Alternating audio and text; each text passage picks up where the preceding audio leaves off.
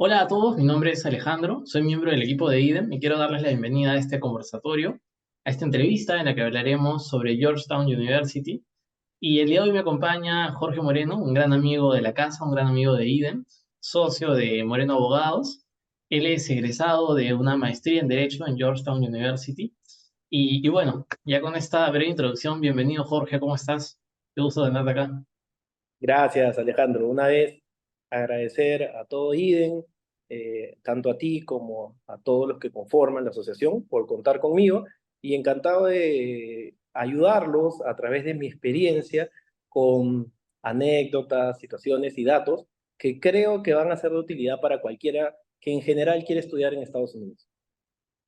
Genial, genial, esa es la idea. Y de hecho te cuento que, bueno, precisamente en este conversatorio nos acompañan algunos chicos digamos, un espectro bastante amplio, ¿no? Ya sea chicos de últimos años de universidades, chicos que ya terminaron la universidad, jóvenes profesionales con alguna trayectoria, pero todos creo que tienen en común este deseo, este anhelo de estudiar una maestría en el extranjero. Y por supuesto que tu experiencia va a ser muy valiosa para todos ellos, ¿no? Así como para nosotros también. Entonces, antes de iniciar con esta entrevista, te voy a comentar más o menos la estructura es ir hacia el antes de estudiar la maestría, el durante la maestría y post maestría, y sobre eso seguramente vamos a hablar sobre los detalles y lo que la gente quiere conocer, ¿no? Genial. Entonces, hablemos un poco sobre el proceso de aplicación. Y acá hay varios temas, y me gustaría empezar por el más importante, y es, ¿qué te motivó a ti a estudiar una maestría en Derecho en Georgetown University? Primero, en realidad, como mi especialidad es el derecho tributario, algo que deben de considerar es que en Estados Unidos existen rankings de las mejores universidades por especialidad, con lo cual una universidad X puede ser muy buena y reconocida a nivel mundial, pero no puede ser la mejor quizás en derecho tributario o en derecho laboral o en derecho penal. Entonces, lo primero que recomiendo en este análisis antes de tomar la decisión de estudiar en el extranjero, es hacer este trabajo de investigación, dependiendo de lo que uno quiera especializarse, encontrar la mejor universidad. Hay en Internet una serie de revistas internacionales en donde uno puede ingresar los rankings de las mejores universidades en función a la especialidad.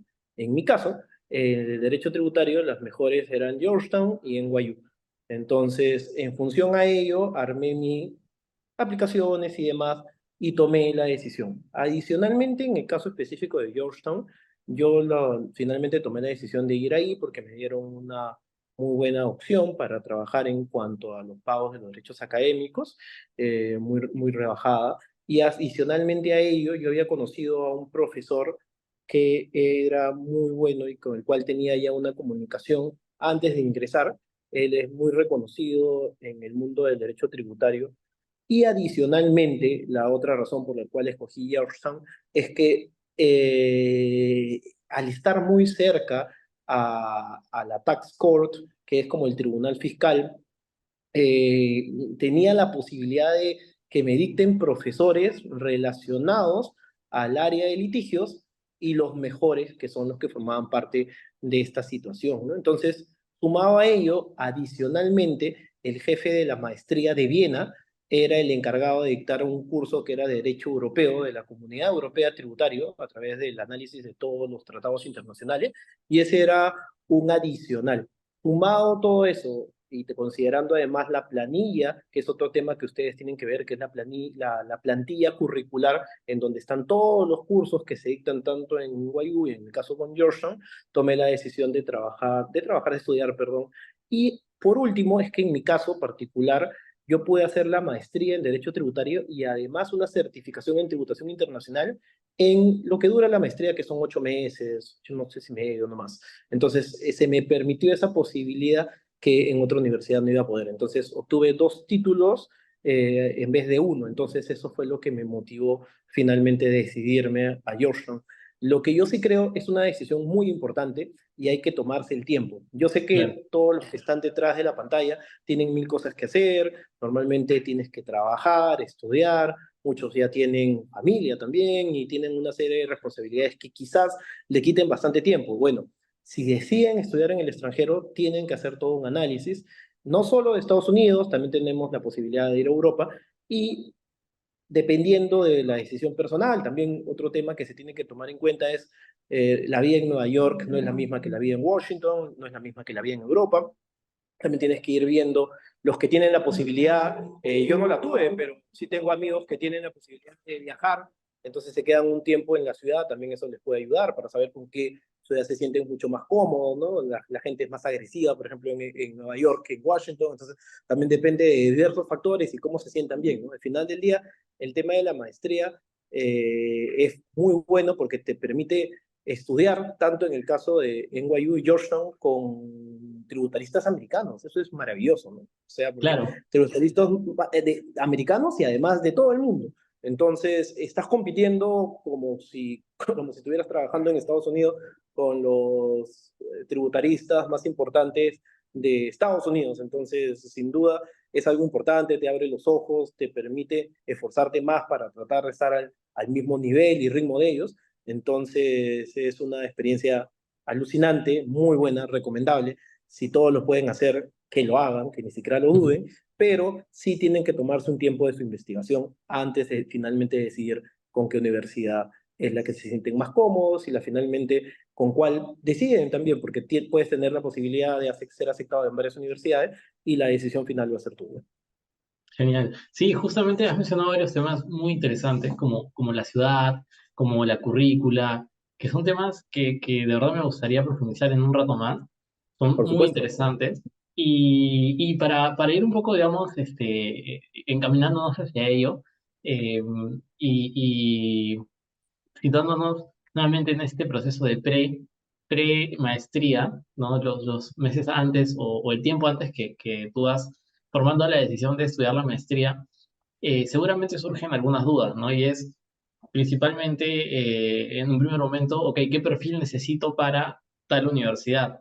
En ese sentido, es bien sabido que las universidades top, pues, exigen un perfil académico bastante desarrollado, un perfil profesional bastante orientado a la rama donde quieres especializarte o donde vas a hacer la maestría. Entonces, ¿tú podrías contarnos un poquito sobre ti de repente, sobre Sí, claro. tu recorrido que tenías ya previo a la postulación? Sí, lo primero lo que se tiene que hacer, y eso es lo fundamental, es el manejo en el inglés. Y tienen que pasar el examen que la universidad sugiera, ¿no? En el caso de mi persona era el TOEFL, y entonces lo importante es que normalmente, como tú dices, las universidades elite de Estados Unidos te piden un porcentaje bien alto respecto al puntaje que tengas que tener en el TOEFL. Por ejemplo, en el caso de Georgetown, necesitabas 25 puntos por lo menos en cada uno de las cuatro partes que tiene el examen, ¿no? Entonces, por ejemplo, 25 en writing, o sea, tenías que escribir bien, pero si en algún examen tú no hablabas bien y te sacabas 20, entonces no podías ingresar porque tenías Claro. que obtener en writing, en speaking, en comprensión de lectura y en todos los aspectos por lo menos 25. Entonces, eso es algo fundamental, ¿no? Porque, a ver, este es el primer filtro. Por más de que seas el primer puesto de tu promoción en la Facultad de Derecho, si no pasas el examen de TOEFL vas a estar descartado. Entonces, Claro. lastimosamente, lo primero que todos los que están escuchando esta breve entrevista tienen que preocuparse por el inglés. Y además, no solo saber inglés, porque podrían saberlo. El examen en sí es bastante complicado, es bien tricky, o sea, tiene bastantes particularidades. Es como un examen modelo, entonces tienen que practicarlo, de tener la suerte, buscar un profesor, como lo hice yo en mi caso, que sea especialista en el TOEFL para que también ahora con la tecnología tú puedes encontrar varios exámenes en internet para ir reproduciendo, hay libros en donde vienen con estos llamados MOOC o que son modelos de los exámenes y todo eso te va dando, porque es un examen largo, ¿verdad? Tienen que estar bien preparados para eso, dura 4 horas y media, entonces eso, porque el primer filtro que van a tener es el del inglés. Luego de que ya tengan su examen TOEFL con el porcentaje que se pida, por ejemplo, en NYU recuerdo que en dos partes era 26 y en otros 22. Por eso también tienen que analizar. No todas las universidades son las mismas y podrían ser que, por ejemplo, podrían ingresar a Georgetown, pero no a NYU, porque en NYU te piden 2.26 y tuviste la mala suerte de que no llegaste a esos 26. Entonces también eso tienes que considerarlo. Eh, Después de que ya lograste esta primera valla, llamémosla de esa manera, lo segundo es ser consciente también de tu récord académico. Eso es importante, Alejandro, ¿no? Claro, Claro. si tu récord académico no ha sido del mejor, igual puedes postular, pero lo cierto es que vas a tener menos chances de poder ingresar a las universidades de primer nivel, porque al final estás compitiendo con todos los mejores del Perú para tener plazas en el extranjero y además a veces y eso es realidad, no solo del Perú, porque si hay alguien que no les convence del Perú, van a dejar de lado de ellos, no sé, por unos argentinos o por unos colombianos o por unos ecuatorianos que tengan un CV mucho más impresionante que el de acá. Entonces, sí, también creo que si bien en la vida siempre hay que aspirar a lo más alto, también otro tema es que uno tiene que ser consciente de qué tan bien le ha ido en sus notas, ¿no? Si tus notas no han sido tan buenas, quizás lo mejor es no tires todas tus fichas a universidades que son top, porque lo más probable es que no puedas ingresar a todas. Entonces, también hay que ser bien estratégico al momento de presentar tus aplicaciones, ¿no? Podrías intentar de todas maneras en las más grandes, pero sin dejar de lado universidades medianas o no tan exigentes también en el nivel académico. Entonces, eso también es estrategia, ¿no? Saber respecto a tu récord académico y también tu récord profesional, ¿no? Claro. Adicionalmente a ello, luego también de ver eso, tienes que ver las personas que te van a hacer tus cartas de recomendación. Yo creo que las cartas de recomendaciones ideales vienen de tres fuentes. La primera fuente es alguien que haya trabajado contigo, porque la persona que ha trabajado contigo sabe realmente cómo manejas el estrés, tu capacidad de liderazgo y demás. Entonces, eso es importante. Eh, de preferencia que la persona que haya trabajado contigo, si es que ha estudiado en la universidad que tú quieres aplicar o que ha tenido una experiencia en Estados Unidos, te ayuda bastante, porque eso sí es algo que las personas ratifican, ¿no? No es lo mismo que te firme una carta a alguien que no ha estudiado en el extranjero a alguien que sí ha estudiado en el extranjero. Y si es alguien, por ejemplo, que está yendo a Georgetown y alguien que ha firmado en Georgetown, mira, este es un ex alumni, entonces él te va a dar mucho más visibilidad y mayor porcentaje de éxito al momento de presentar. Entonces, lo primero es alguien que haya trabajado contigo. La segunda fuente, creo yo, es alguien que haya sido tu profesor. Eso también te ayuda bastante, ¿no? Y la tercera es ya alguien si tú has formado parte de una asociación, como es IDEN, tú, Alejandro, puedes firmar en función a cómo han actuado en la asociación y demás. O en todo caso, en mi caso particular, por ejemplo, yo ya era profesor de la universidad antes de ir a dictar, de la UPC. Entonces yo le pedí al rector que me haga una capa, porque ya veía cómo era yo como profesor. Entonces es alguien que haya trabajado contigo, alguien que haya sido tu profesor y un tercero variable en función a lo que vayas a vender en tu CV. En mi caso era que era profesor universitario y por eso tenía la carta del rector. Claro, Entonces, entiendo, en tu caso era un perfil más académico y correcto. eso se alinea con la universidad. Ahí te quería hacer una pregunta, porque entendemos que hay Eh, ciertas universidades con perfiles más académicos, Oxford, se me sí, ocurre, Yale. es cierto, es cierto. Todas esas universidades son más académicas, me gusta bastante el tema de la investigación, pero es lo que tú quieras destacar, ¿no?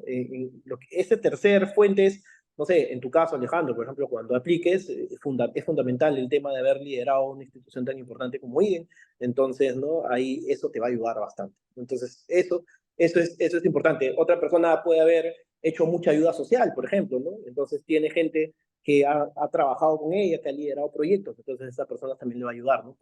Porque eso es lo que busca también las universidades. Pero sin duda, hay una serie de universidades que priorizan más el tema académico, otro, no sé, se me ocurre si alguien ha trabajado para un congresista también, o sea, ¿no? O ha trabajado en la Corte Suprema, un vocal de la Corte Suprema. Y así ya esa tercera fuente puede ir variando, ¿no? Dependiendo ya de la propia experiencia de la persona. Claro, claro, genial. Entonces ahí ya cubierto esa parte, digamos, tocaría, y eso se trabaja durante los años, durante ya apenas se termina la universidad o incluso durante la universidad, pero está la otra parte que es el inglés, ¿no? Y para quienes de repente no tuvimos una formación en inglés desde el colegio, desde chiquitos, muy sólida, toca prepararse. Y toca Sí, prepararse para dar un examen que además, como decías, no solo es conocimiento del idioma, sino es bastante técnico, con bastantes peculiaridades, particularidades. Entonces, Ahí tú cómo sugieres manejarlo, ¿no? Porque eh, conocemos algunas personas que lo han dado a la primera y sacaron el puntaje, otros que lo han dado 6 veces. Entonces, en tu caso, ¿cómo fue? ¿Cómo sugerirías en base a tu Y experiencia? también fue difícil, yo la pasé después de algunas veces que lo di, porque fui primero para darlo, para conocer el examen, ¿no? O sea, yo creo que eso es importante, o sea, porque la verdad que una cosa es que hagas un simulacro en tu casa, tranquilo, en sandalias, con un jugo al costado, y otra cosa es que ya vayas con la presión. Además es interesante porque a veces te toman primero el writing, a veces primero el speaking, van cambiando el orden y demás. Entonces, yo la primera vez lo di simplemente para saber en qué estatus estaba, sin haber estudiado nada, simplemente ni prepararme, simplemente lo di para saber qué tan lejos estaba. Y creo que eso es lo primordial, ¿no? O sea, darlo primera vez, o sea, porque algunos dirán, no, ¿para qué voy a darlo? Mejor espero, me preparo 6 meses y luego lo doy, ¿no? Yo, al menos en mi caso, yo quería saber en qué nivel estaba y quería probar también cómo era la situación real. Entonces, por eso, en mi opinión, lo di sin estudiar nada. En algunos casos, en 2 de los 4 logré el puntaje, pero en 2 no. Entonces yo ya, por ejemplo, ya sabía qué eran las partes que tenía que reforzar. Eso me ayudó bastante. Ubiqué a una persona que era especialista en el tema y con esta persona empecé ya a estudiar y preparar. Luego que con ella me dio la confianza, me dijo, ya estás preparado, ya estás listo, fui a dar el examen, lo di una segunda vez y a la tercera lo pasé. Entonces, eso fue más o menos mi camino para poder llegar a dar el examen, ¿no? Entonces, sí les recomiendo que sea como sea la estrategia que tomen, se preparen. Es algo, como les digo, que incluso algunos amigos americanos, otros gente que hablan inglés, han sufrido también para pasar el TOEFL, ¿no? Gente, por ejemplo, en maestría, gente de la India, que hablan inglés perfectamente, pero el examen TOEFL es otra cosa. Entonces, no se sientan a veces confiados porque ya yo sé inglés y lo voy a pasar, no necesariamente. Entonces, hay que prepararse, hay que tomarlo en serio. Y después de ello, obviamente, los que tienen mayor nivel de inglés avanzado va a ser mucho más sencillo que para otros, pero sea cual sea el caso, mi mayor consejo es que se preparen y que al momento de educar un profesor para que los prepare sea un profesor especializado, porque en realidad no están aprendiendo inglés, o sea, están aprendiendo a pasar el examen. Entonces, hasta ellos, por ejemplo, me acuerdo algo en el writing, mi profesor de TOEFL ya me daba algunos templates o formatos para que yo ya pueda escribir de una manera más sencilla. Entonces eso, sinceramente, si no me lo hubiera enseñado a él, yo jamás lo hubiera hecho. Yo hubiera escrito como siempre, ¿no? Lo primero que Claro, voy a hablar. En cambio, acá ya tenía, y aparte, los americanos son bien esquemáticos, ¿no? O sea, es premisa, premisa, conclusión, una introducción, o sea, todo eso te lo da ya alguien que sabe, ¿no? En cambio, si tú, por más de que sepas hablar inglés y seas muy bueno escribiendo, no tienes esa estructura para poder pasar el examen, utilizar algunas palabras también especiales para que tu lenguaje sea más que medio, entonces esto también te ayuda a tener un mejor puntaje en el examen. claro, totalmente. Y ahí tú nos comentabas que en Georgetown había un puntaje específico en ciertas áreas, en ciertos rubros. ¿Nos podrías comentar un poquito más sobre eso? Sí, claro, son 4 áreas del examen. A ver, déjame recordar. Una es simplemente lectura y luego de la lectura vas marcando respuestas en función a diversos artículos que te dan. En esa tenías que sacar 25. En hablar, en speaking, tenías que sacar 25. En el listening, que te ponen un audífono y comienzas a escuchar varias lectures que son, no sé, o sea, te hablan de todo, de química, de isótopos, de todo, y luego tienes que sacar respuesta. Y por último, en el writing, en todos los aspectos, en el caso de Georgetown y la mayoría de las universidades top en Estados Unidos, necesitas 25 puntos por lo menos, en cada una de las 4. ¿No? Ujú. En el caso de NYU, sí, no recuerdo exactamente en qué parte era, pero en 2 partes del examen te pedían 26 y en las otras te pedían 22, que era mucho más bajo, ¿no? Claro, Pero sí. esa es la única universidad de las que yo apliqué que terminaba pidiéndote eso. Ahora, hasta donde sé, por ejemplo, bueno, una opción para los tributaristas es la Universidad de Florida, que es una universidad que está, estado de Florida, que su nivel de inglés que te piden es más bajo.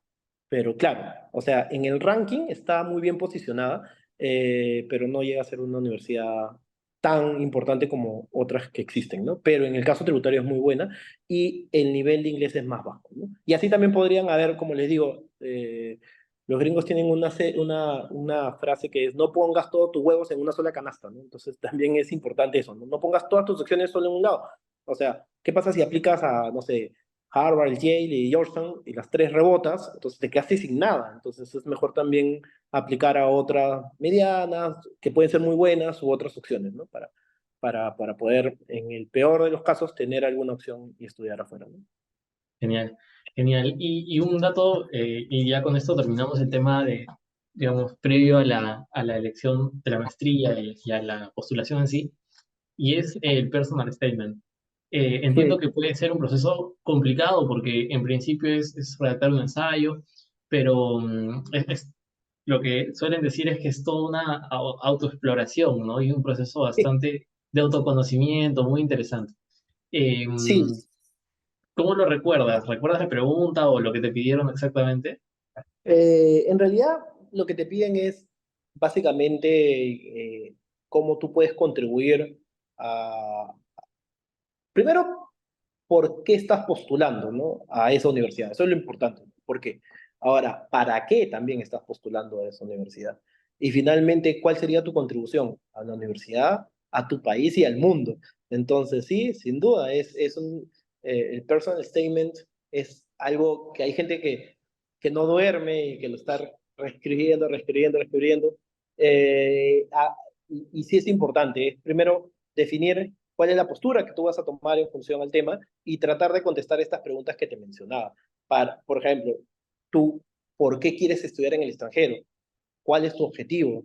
¿No? Entonces, oye, mi objetivo es obtener conocimiento de ustedes para poder regresar y aplicarlo al país, por ejemplo, ¿no? Entonces, así sucesivamente, ¿no? Otro tema interesante en el personal statement, al final todos nosotros somos un producto, entonces tienes que tratar de resaltar por qué esta universidad consumiría tu producto y no otro.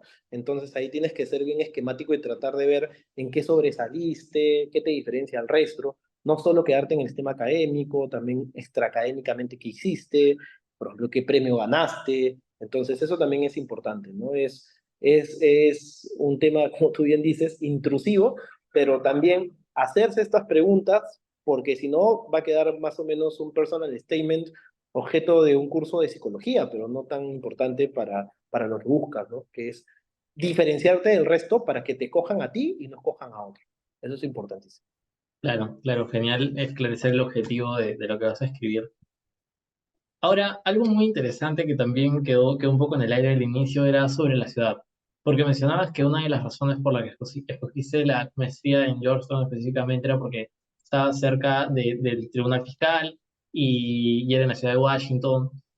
¿Tú Está cerca de la valoraste Corte Suprema, está a cerca de la la Corte Corte Suprema Suprema, y a que infinidad también de organismos hubieron. internacionales en Washington? No, sin duda la universidad se especializa en dos especialidades, una es tributario y la otra es todo el tema de arbitraje, ¿no? Porque si tú te das cuenta, todos los que tienen que ver, ahí está, es sin duda una de las especialidades más importantes de Estados Unidos, porque tienes el Fondo Monetario, el BID, todos los grandes organismos internacionales, el Banco Mundial, todos se encuentran ahí.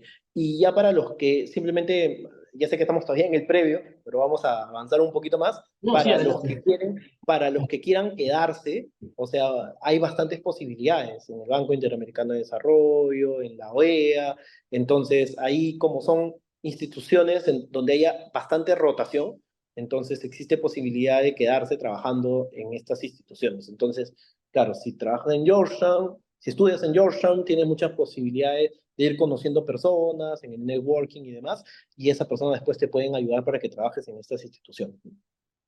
Claro, pero es muy importante eso y además siempre lo mencionamos en las entrevistas porque es importante tenerlo en cuenta. No es una ciudad en la que vas a vivir un año o tal vez eventualmente proyectar de vivir un tiempo más, ¿no? Si es que deseas o decides trabajar ahí.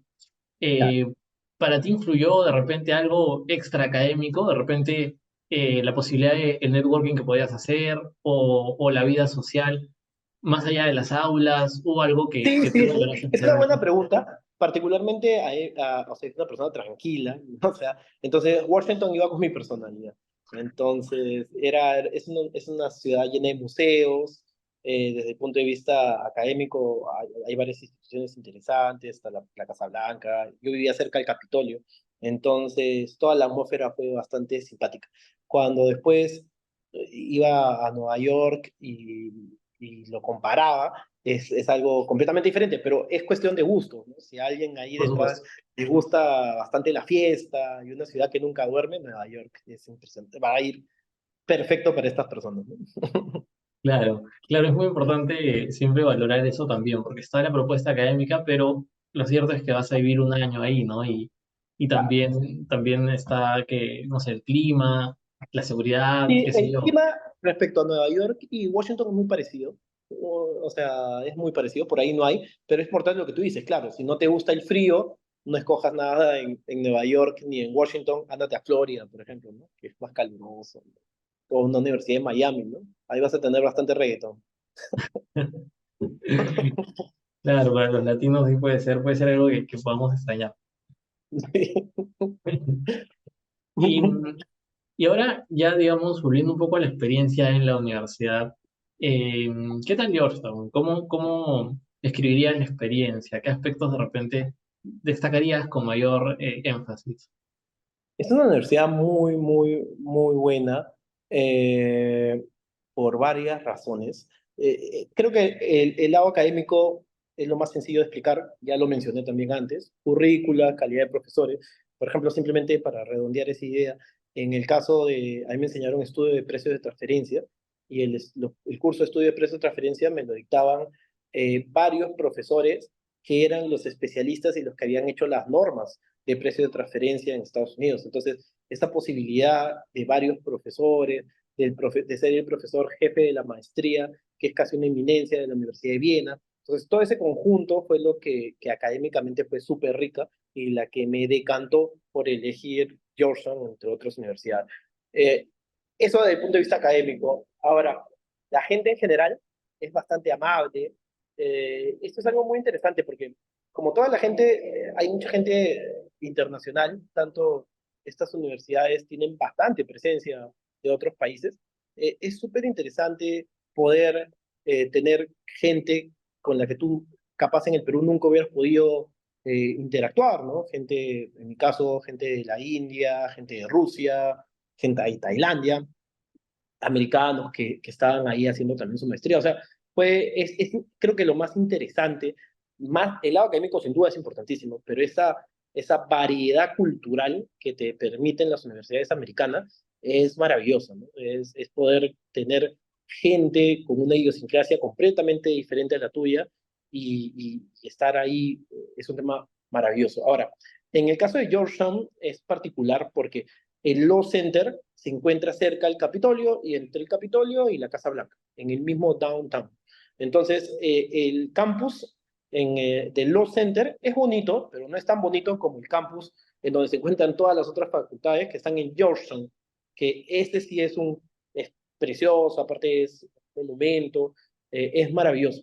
Entonces, ahí sí, como decían algunos amigos, nosotros estamos pagando para que ellos disfruten los que están en el otro lado, porque el otro lado es mucho más bonito en cuanto al aspecto. Pero independientemente del aspecto, que uno está en el downtown y el otro estaba en Georgetown, que es una zona muy cercana donde viven los expresidentes, un barrio lindo, precioso, independientemente de eso, creo que en general lo que sí era constante es que la gente era muy amable. Entonces eso también es muy importante, ¿no? Porque te sientes bien en un lugar en donde no tienes amigos, no tienes familia, y entonces es importante que existe esta calidez. Y creo que al menos Georgetown, al menos las ventajas que tenía, por ejemplo, a nosotros nos obligaron a llevar un curso de contabilidad, que era algo que no exigían en otras universidades.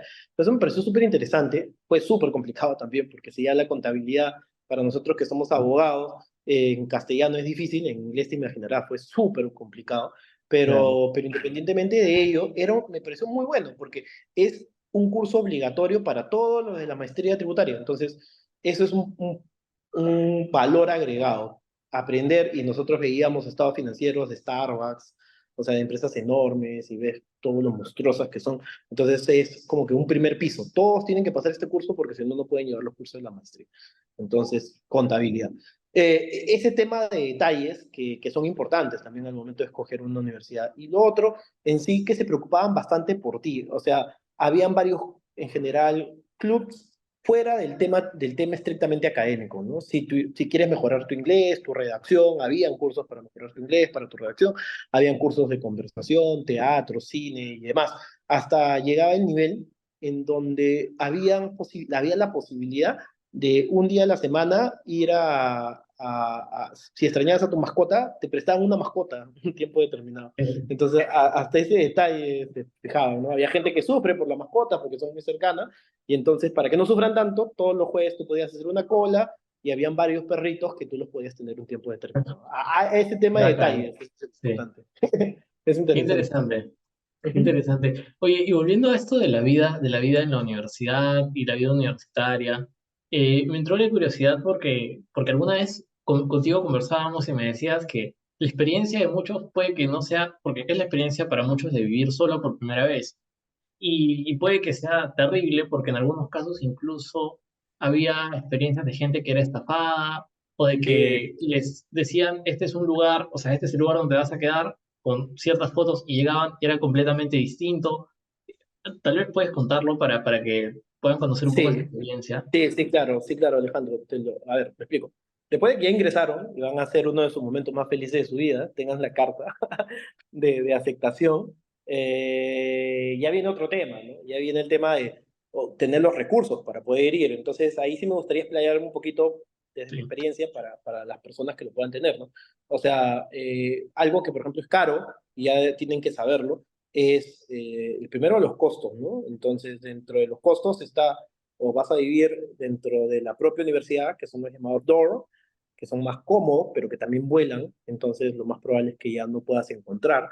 Entonces, la otra opción es buscar departamento fuera, y entonces son bien caros, ¿no? Entonces, por ejemplo, yo recuerdo que pagaba cerca de $1,700 por un basement, que es un sótano. El basement es un sótano en donde, bueno, tenía todas las comodidades porque tenía mi propia cocina, un baño propio, tenía lavandería y un pequeño jardín, pero era un basement y estaba pagando, estoy hablando de hecho en maestría hace 9 años, y eran $1,700. Entonces, claro, incluía los utilities, que implica ya gasto de luz, teléfono, agua y bla, bla, pero igual era bastante. Entonces, lo primero que tienes que tener en cuenta es eso, ¿no? Aparte, Estados Unidos es caro, entonces el costo de vida. Yo en mi caso, por ejemplo, el basement lo escogí y fue dentro de precisamente una lista corta que la propia universidad daba. Y tanto es así que fue una casa en donde las personas que vivían encima de mi sótano eran cuatro americanos, pero que estaban haciendo un JD, o sea, que eran menores, pero estaban haciendo un JD. Y entonces ya había menos posibilidad porque yo revisé, por ejemplo, que todos ellos sí eran estudiantes, porque hay claves que ellos te dan y tú puedes ingresar al sistema y saber si ellos están estudiando o no. Entonces, ya ese era el primer filtro, después ya yo les hice el depósito y después todo funcionó bien. Primero, en mi caso tuve dos resguardos: ver que era una publicación de la propia universidad, y segundo, que eran alumnos de la universidad, y lo pude verificar. Entonces, con eso ya me sentí un poco más confiado y por suerte, gracias a Dios, cuando fui no tuve ningún problema. Entonces, ¿qué pasaba si en otros casos, lastimosamente, gente de otros países que habían pagado por un sitio X y cuando veían el sitio era una posilga? Entonces, claramente los habían estafado en una zona muy delincuencial, porque también hay zonas delincuenciales. Algo que me llamó la atención el primer día que fui a la universidad, hay una parte que se llama Union Station, que es cerca, también todo eso es el downtown, y había gente homeless. Entonces es algo como uno piensa, no uno piensa Estados Unidos todo es bonito y no pasa nada, no. Estados Unidos tiene varios problemas como los tiene el Perú, y hay varios problemas de pobreza, y también existe inseguridad, liga a las drogas y demás. Entonces también hay que tener cuidado con esto. Entonces, si vas a alquilar, podría ser un sitio muy cerca, pero podría ser un sitio muy peligroso, donde no vas a poder estar. claro. Entonces, también eso tienes que ver, tienes que preguntar, tienes que saber. Entonces, a esta persona le habían estafado, a una con el sitio que le habían mandado fotos muy bellas, y en realidad el sitio era una posilga, a otros por la ubicación, y a otros en donde simplemente habían pagado y el tipo no era dueño de nada, ¿no? Una estafa vil, sin nada. Entonces, imagínate hacer una inversión, llegar con tus maletas, a tu primer día y la ciudad te recibe con esa sorpresa de no tener dónde dormir, ¿no? Y habiendo gastado y ya siendo estafado. Entonces hay que tener bastante cuidado con eso. Una opción podría ser incluso ya llegas o vas antes y ya cierras el contrato. Entonces también a veces el tema de los contratos es complejo porque tú te vas a quedar cerca de 9 meses, a veces los contratos quieren cerrarlos por un año, entonces también ahí tienes un problema. Tú eres extranjero, a veces a los extranjeros no les quieren cerrar el contrato, entonces también tienes que ver bien. En mi caso, yo creo que es lo mejor. Tenía otros roommates, eran de la universidad y había cruzado, entonces tenía un cierto nivel de certeza. Entonces, eso, la otra es llegar, quedarte en el hotel quizás una semana y ahí ubicar el lugar donde te vas a quedar, ¿no? Y demás. Claro, claro, sí, pues bastantes opciones. En realidad no tantas, pero para tratar de que la experiencia sea buena, ¿no? Sí, hemos Y hay escuchado que, muchos hay que tomar casos. en cuenta, disculpa Alejandro que te interrumpa, que hay No, gente buena y gente mala hay en todo el mundo, ¿no? Eso uno tiene que estar atento, ¿no? A veces uno baja la guardia porque dices, estoy en Estados Unidos, estoy en Europa, acá no me va a pasar, te puede pasar en cualquier sitio. Entonces uno tiene que estar atento siempre a todo. de acuerdo, de acuerdo. Si no hay la posibilidad de ir antes, pues tratar de buscar los resguardos como tú mencionabas. Son muy importantes, muy, muy importantes. Entonces, y ahora, ya digamos, saltando a otro tema, es el tema de los cursos, porque mencionabas que había cursos que eran obligatorios y me causó bastante curiosidad. En la maestría de Derecho Tributario en Georgetown, tú tienes algunos cursos obligatorios y otros electivos. Tú puedes elegir todos, ¿cómo funciona? ¿O todos son Sí, obligatorios? es una muy buena pregunta, Alejandro, porque a ver, tú cuando llegas allá, tú tienes que tomar una decisión. O sea, en mi caso, ¿no? Porque yo solo iba a quedarme un año lectivo académico. Entonces, tenía la opción de ir, por ejemplo, con tomar los cursos obligatorios para poder pasar el examen de la barra. Es el examen que te permite trabajar en Estados Unidos. Hay el Ujú. examen de la barra de Nueva York, por ejemplo. Entonces, ya, si tú quieres eso, si esa es tu opción, independientemente de tu especialidad, vas a tener que llevar una serie de cursos obligatorios. Derecho constitucional americano, derecho civil, migraciones, o sea, un montón de cursos para que precisamente tú puedas pasar el examen de la barra. Entonces, esa es una opción. Por ejemplo, tú podrías tomar esa opción. No, yo lo que quiero es pasar el examen de la barra porque yo me quiero quedar a trabajar en Estados Unidos y ese es mi objetivo. Esa es la opción uno. Otra opción que yo tenía era obtener la maestría en Derecho Tributario. Ahí, para tener la maestría en Derecho Tributario, tenía que llevar cursos de Derecho Tributario obligatorio y otros selectivos. Entonces, esa era la segunda opción. Y la tercera opción que yo tomé, que fue bien sacrificada porque tuve que hacer dos cosas a la vez, que ahora ya, por ejemplo, sé que lo hacen en un año y medio, y me parece que es mejor porque hacerlo todo en corto tiempo es bastante matado, que es obtener el título de Derecho Tributario con los cursos obligatorios y además la certificación en tributación internacional, que tuve que obtener determinados cursos, este de Derecho Tributario Europeo, Derecho Tributario Internacional y otro más de tratados internacionales, tanto de la OCDE como americano. Entonces, tengo que llevar esos cursos, todos, yo he pasado estudiando en realidad, entonces, para poder obtener esa certificación. Y en efecto, como tú bien dices, dentro de la currícula, por cada una de estas tres variables que he explicado, tú vas a tener cursos obligatorios y voluntarios. Y ya depende de ti. Genial, genial, muy interesante y también seguramente es mucha investigación para saber cuáles tomar, cuáles no, con qué profesores, ¿no?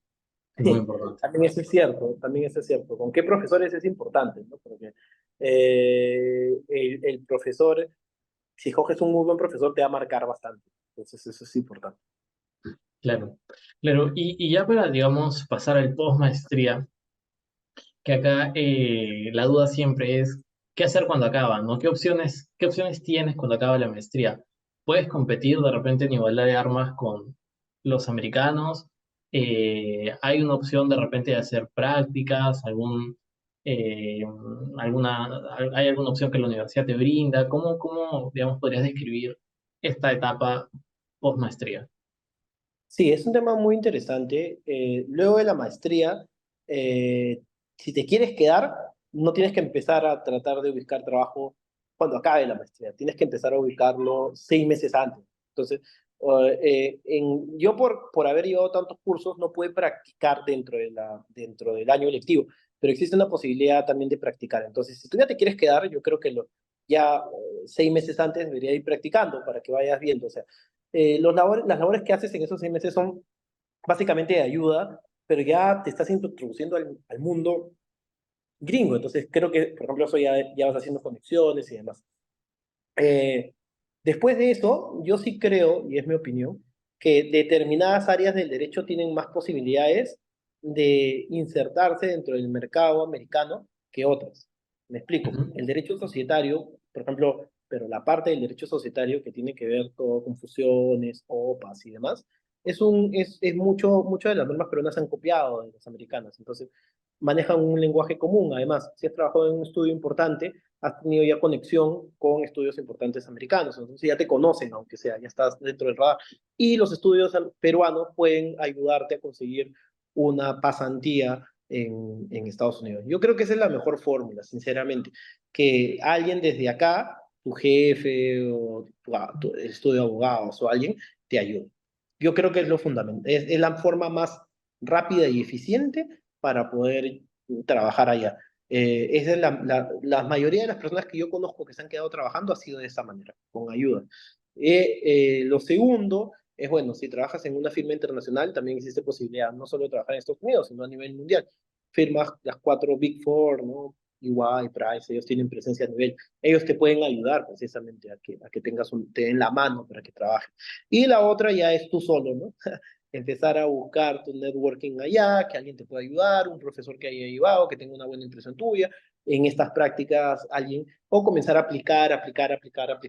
Ahora, ahí también tienes que tener dinero, ¿no? Porque, claro, terminas la universidad y tienes que quedarte un tiempo ahí, ¿no? Entonces, claro, si no tienes plata y tienes deudas, como muchos de los que van a hacer la maestría, no te puedes quedar meses allá, ¿no? Entonces, yo tengo un amigo que se quedó cerca de 9 meses, pero su papá tiene plata y es notario, entonces es otra realidad, ¿no? Pero yo me quedaba 9 meses allá y yo hubiera sido un homeless más, ujú. porque no tenía dinero Claro. para quedarme 9 meses. Entonces, las personas son diferentes cada una, ¿no? Pero sí, o sea, de que se me preguntan a mí, mi experiencia, ¿es fácil? No es fácil, es bien complicado, es bien complicado.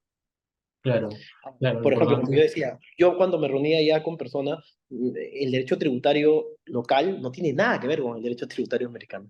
Son dos cosas completamente diferentes en magnitudes, en estructuras, en ideas, o sea, es algo completamente diferente, ¿no?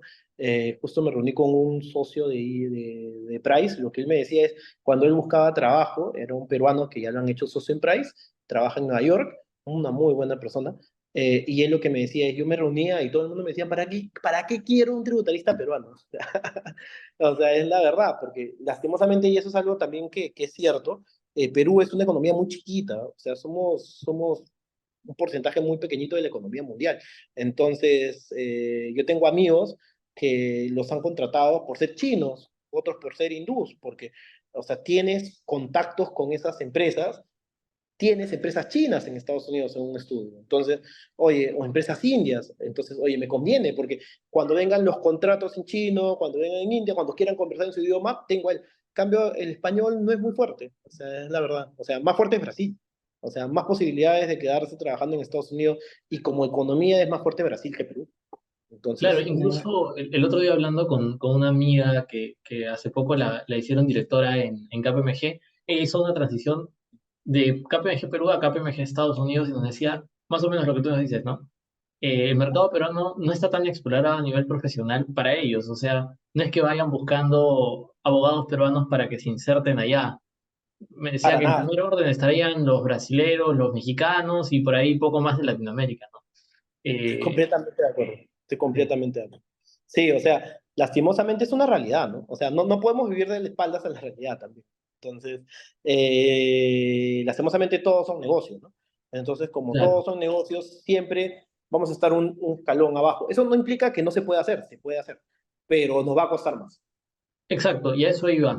En ese caso, y viendo el panorama, ¿tú qué recomendarías? ¿Cuál sería, digamos, la ruta que tú recomendarías para alguien que desea insertarse allá?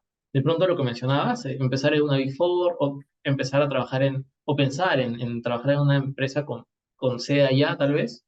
Sí, sí, es una muy buena opción. O sea, ver si tu meta es estar allá, dentro de la primera opción es a través de referidos peruanos. Entonces, trabajar, si tú quieres, o sea, sin duda, trabajar en una Big Four, al menos en el punto de vista tributario, te abre más opciones de trabajar afuera que no trabajando ahí. Si estás en derecho societario, forzarte para estar en los estudios más grandes, que ellos son los que tienen mayor posibilidad, vínculos y conexiones para poder ayudarte a trabajar allá. Entonces, porque al final del día lo que hacen es conexiones, ¿no?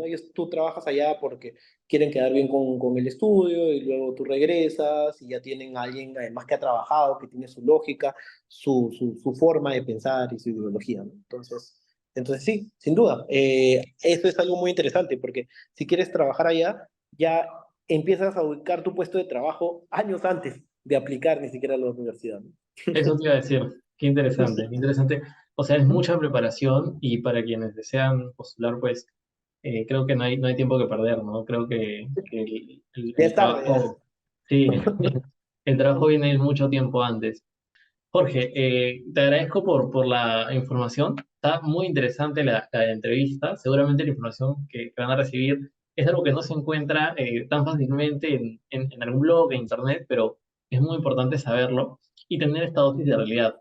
Y justo por eso tengo una sección de preguntas picantes que te voy a realizar. Son preguntas un Censurada, poco censurada. directas, sí, un poco conchudas. Así que ahí te las voy a soltar simplemente y pues puedes responderlas. Si es que Algo que aprendí en la maestría en Estados Unidos, Alejandro, es me voy a coger a la quinta enmienda. excelente. No, sí, si es que de repente ya es muy personal ese paso. Bacán. Entonces ahí vamos, te las lanzo. Perfecto. ¿Cuánto tiempo, es decir, semanas, meses, años, te demoró tener lista tu postulación? Bastante, ¿ah? No ha sido tan corto. Si es el personal statement, lo corregía y lo corregía y lo corregía. Yo diría meses, no recuerdo cuántos, pero sí sus 6 meses, diría. Sí, es algo bastante. Tiene un montón de drafts, de borradores que le daba y demás, ¿no? Sí, sí, sí toma. O sea, toma un tiempo, si es que realmente lo toma serio. Además, un último consejo también en esa línea, Alejandro, es ver borradores ganadores, ¿no? De otras personas que han entrado, ¿no? Oye, tú entraste, ¿me puedes pasar? Para saber qué pusieron, te pueden dar algunas ideas, ¿no? O sea, obviamente no te vas a copiar, pero te pueden ayudar bastante, ¿no? Claro, seguramente buen dato. Excelente. A ver, una siguiente pregunta es, ¿cuántas veces, bueno, ya nos dijiste, ¿no? Diste el TOEFL, fueron 3 veces. Sí. Ya. ¿Cuál sería el mejor tip para que las personas den un mejor top? Que vivan pensando en inglés, ¿no? O sea, eso es fundamental, ¿no? Eh, o sea, tu oído tiene que ir acostumbrando al idioma, ¿no? Entonces, si te gusta la música, escucha bastante música. En primer paso, después, hay bastantes páginas en internet en donde hay disertaciones de universidades. Entonces, eso te ayuda bastante. Incluso hay bastantes páginas que te pasan, por ejemplo, no sé, una clase de anatomía y luego con preguntas para ver si lo has entendido. Eso, leer bastante, pero claro, no lean, por favor, cosas de TikTok ni de Instagram. Tienes que leer cosas académicas, porque esas son las que van a venir. Entonces, sí tienes que ir introduciéndote en ese mundo, porque creo que eso te va a dar bastante, te da vocabulario y eso te permite tener una mejor redacción en inglés, porque recordemos que al final es una redacción académica, eso es lo que busca. Entonces, sí, yo creo que la mayor es tratar de pensar todo el tiempo en inglés, aprovechen al máximo los que tienen trabajos bilingües, ¿no? De conversación, de interrelación con clientes extranjeros, quizás muchos son jóvenes y el que dé la cara sea el socio, el asociado mayor, pero a ti te van a llegar los papeles, léelos, anda analizándolos, revisa los contratos, vas preparando la consulta en inglés para que lo revisen, los informes en inglés, todo eso te va a ayudar bastante. Genial, genial. Ahora viene una un poquito más picante y es, ¿a cuántas universidades postulaste? Yo ¿Recuerdas? postulé a tres, solo a tres. Excelente. Sí, Eh, este es un poquito más picante todavía. ¿Cuánto dinero crees o estimas que gastaste en la maestría? bastante. Porque algo que en esta línea de lo que les estaba diciendo, de que me quedé solo en el housing, ¿no? Que es el tema y los costos de vida. Pero después de eso, por ejemplo, y sí es importante que lo diga, tú tienes que tener presupuesto, o sea, fuera de los derechos académicos en sí, que son carísimos, o sea, si estás postulando a una universidad de primer nivel, al menos cuando yo postulé, estaban entre 70, y la más barata era 70 y $110,000, o sea, estamos hablando de un montón de plata, y ahorita deben de haber subido, porque esto estoy hablando hace 10 años. Entonces, es una barbaridad, es una bestialidad de dinero. Entonces también, independientemente de la beca que te den o el porcentaje de liberación de lo que vayas a pagar, tienes que ir ahorrando, porque así te den beca total, tienes estos gastos varios, ¿no? Entonces, uno de los que, por ejemplo, me sorprendió bastante es los gastos para los seguros, porque tú para poder estudiar en Estados Unidos tienes que tener un seguro médico. Y ese seguro médico yo dije, bueno, será 1,000, 1,500, a mí me costaba $5,500 hace 10 años. Entonces es algo como que, oye, yo tenía un presupuesto X y ahora tengo que estar sumándole 5,500 y más y más. Y a esto también, por ejemplo, los libros americanos cuestan un montón, entonces ahora no sé si habrá ebooks, pero en un momento eran los físicos y todo, y o sea, tenías que tener un presupuesto de unos 1,500, 2,000, 2,500, y ahí tienes que agenciarte, ¿no? La primera vez compraba la mayoría nuevos, pero ya cuando tú te vas allá hay un montón de estudiantes que se van, o que ya no son estudiantes y te lo venden de segunda en Amazon, en todo, entonces es mucho más cómodo, incluso te lo pueden prestar por un semestre, te cobran, entonces hay bastantes opciones, pero igual dentro de todo es algo que se tienes que tomar en cuenta, ¿no? Y al final del día también, eh, toda la vida americana es cara, ¿no? Entonces, si quieres ir a comer, por ejemplo, algo tan tonto, yo no podía ir a comer mucho, pero, o sea, cuando comías, no solo es el presupuesto de lo que cuesta, sino también tienes que aplicarle los taxes, que es un porcentaje de lo que vas a gastar, y además los tips, que normalmente es el doble de los taxes. Entonces, tú estás asumiendo un promedio de 20 o 30% más de lo que gastes. Entonces, estás hablando de que todo es caro. Sí, Todo es caro. imagino, Entonces, ya todo va sumando. todo es gasto. No tienes Sí. ingresos, ¿no? Porque, o sea, por lo bueno no tienes esta responsabilidad de estar trabajando, de estar con todo el estrés, pero por otro lado no tienes ningún sol de ingreso, todo es gasto. Entonces, tienes que ser bastante meticuloso con tus ingresos. Yo tenía un Excel en donde cada dólar que iba gastando lo iba colocando, iba viendo cómo se iban yendo todos mis ahorros y así, ¿no? Después vendí mi carro ya los últimos meses para poder estar, no se vendía mi carro, por suerte se vendió, eso me permitió tener una vida un poco más relajada, entonces así, ¿no? Entonces, pero lo vale completamente. Yo creo que sí, lo que quiero transmitir es que si bien se hace un esfuerzo, y tienes que hacer un esfuerzo de años, no es que digas, por ejemplo, ahorita estamos, no sé, en marzo, voy a estudiar el próximo año, no es tan sencillo, o sea, ¿no? Porque tienes que pensar en todas estas aristas y además ahorrar el dinero. Entonces, también es bueno, además creo yo, ir a hacer la maestría cuando tengas un bagaje importante trabajado. Me explico. O sea, hay gente que, bueno, si tiene la suerte, terminó la universidad, ha estado 2 años trabajando y se va, ¿no? Bienvenido a ellos. Pero también creo que es importante tener, no sé, 5 años trabajando, porque a veces muchas de las cosas que tú has trabajado después las vas a ver allá también. Entonces, va a ser interesante ver cómo lo que tú veías acá lo ven allá de una forma más adelantada. Además, tú también ya tienes, o sea, no es que no estés completamente perdido, sino que es algo que también tú ya viste, entonces puedes aprender mucho más, ¿no? Entonces, sí, también es importante ir con alguna cierta madurez para sacarle el máximo jugo a la maestría, ¿no? Lo máximo, lo máximo, Jorge. Amigo, yo creo que ya hemos abarcado bastante. Te agradezco un montón por tu tiempo y por todos los consejos que has compartido. Creo que son bastante directos, ¿no? Yo creo que ya la gente la tiene clara y ojalá se animen a armar sus postulaciones con tiempo. Así Perfecto. que bueno, ahí estamos en contacto, amigo. Te agradezco un montón a nombre de Iden por tu tiempo y nos vemos pronto, seguramente de acá a un tiempo para el siguiente volumen de esa entrevista.